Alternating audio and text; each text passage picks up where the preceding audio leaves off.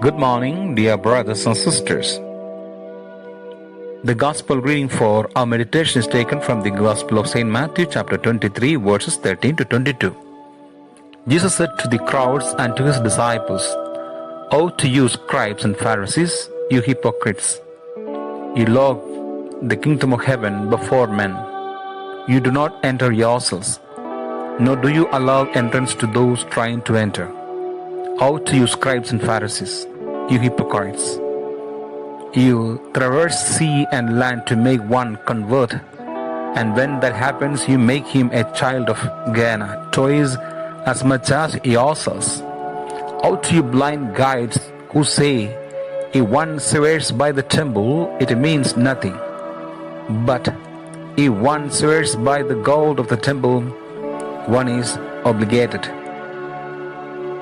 Blind fools, which is greater, the gold or the temple that made the gold sacred? And you say, if one swears by the altar, it means nothing. But if one swears by the gift on the altar, one is obligated. You blind ones, which is greater, the gift or the altar that makes the gift sacred? One who swears by the altar swears by it and all that is upon it. One who swears by the temple swears by it and by him who dwells in it. One who swears by heaven swears by the throne of God and by him who is seated on it." The Gospel of the Lord. In this chapter of Matthew's Gospel, Jesus uses the harsh rebuke, "Woe to you," 7 times in a row in reference to the scribes and Pharisees.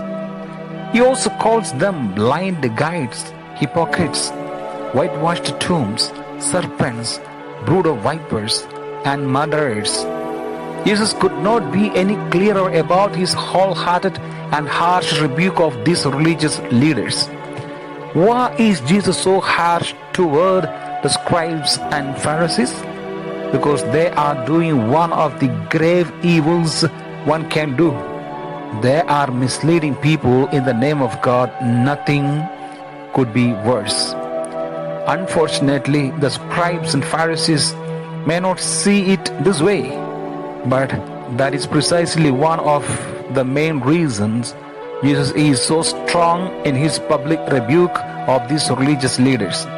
His strong rebuke is an act of mercy on his part, in that the scribes and Pharisees need more than just a simple invitation to repentance. They need to have their twisted malice laid out before them clearly and definitively. And it needs to be laid out for them and also for others to see. This rebuke of Jesus is not spoken in irrational anger or hatred. Rather, it is spoken in the hope that this truth will sink in and they will repent. Reflect today upon 2 important lessons from these rebukes. First, ponder whether or not you struggle with the ugly sins of self-righteousness. Do you act religious while at the same time fail to be truly merciful? Second, beware that at times the most loving thing you can do for another is to rebuke him. Be careful with this and make sure that any rebuke offered is truly from the Lord. Do not hesitate to do so when, with the well-formed conscience, you discern this to be from God. It is be the best of to win this form of sinner back to Christ.